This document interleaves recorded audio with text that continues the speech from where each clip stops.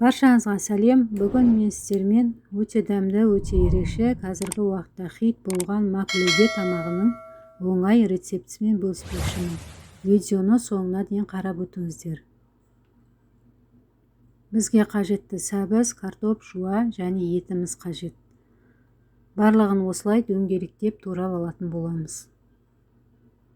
Толық рецепті описание бөліміне жазып қоятын боламын, сол жерден қарап өтсеңіздер болады. Етімді де осылай ұзынша етіп турап алдым. Енді мен күрішім дайын болып тұру үшін үстіне осылай қайнап тұрған суды құйып, бетін жауып қойсаңыздар, біздің күрішіміз жартылай дайын болып тұрады. Тапамызға майымызды құйып, сәбіз бен картопымызды екі беті қызарғанша осылай аунатып қуыратын боламыз. Пісіру маңызды емес, тек екі беті қызарғанша қуырып алсаңыздар болғаны. Қалған майымызда етімізді қуыратын боламыз. Етіміздің үстіне доз бұрыш және де қалаған дәмдеуіштеріңізді салып қызарғанша қуырамыз. Үстінен майдалап туралған жуа мен сарымсағымызды салып тағы да қуырып, қайнап тұрған суымызды құйып, етімізді 20-30 минутта жай отта пісіріп аламыз. Енді тамағымызды жинаймыз. Әуелі кастрөліміздің астыңғы жағына сұйық май құйып жібереміз. Содан кейін жуамызды, одан соң етімізді, барлығын осылай рет-ретімен салатын боламыз. Бұл тамақты дайындауға осындай шағын кастрөл таңдағандарыңыз дұрыс. Өйткені біздің тамағымызды тарелкамызға салған уақытта өз қалпында ұстап тұратын болады. Күрішімізді жылы судан алғаннан соң 2 рет салқын суда жуып аласыздар.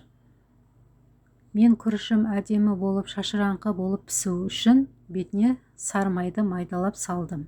Сіздер де осы рецептпен жасап көріңіздер, сіздерге ұнайды деген ойдамын. Енді осындай 2 кружка су кетті. 1 кружкаға 1 шай қасық тұз салып, бетінен күрішіміз батқанша құятын боламыз.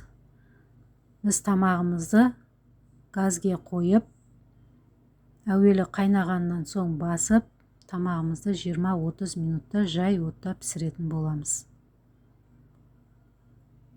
Менің арнама жазылмаған болсаңыз, менің арнама жазылып, мені қолдап өтіңіздер. Алдағы уақытта ерекше рецепттермен бөлісетін боламын. Біздің тамағымыз дайын. Осылай тарелкамызға салып, үстінен ұрғыласаңыздар, біздің тамағымыз өте әдемі болып, өз қалпында түсетін болады.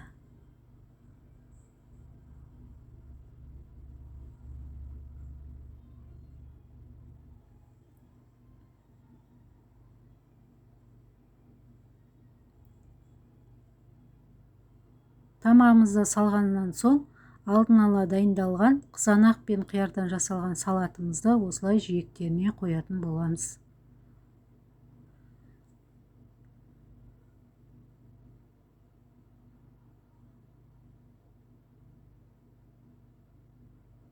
Және де бетіне қалаған аскөктеріңізді сеуіп, дәмді айранымызды жиегіне құйсаңыздар, біздің тамағымызға одан сайын дәм беретін болады. Сіздер де менің рецептіммен жасап көріңіздер. Назарларыңызға рахмет. Ас болсын.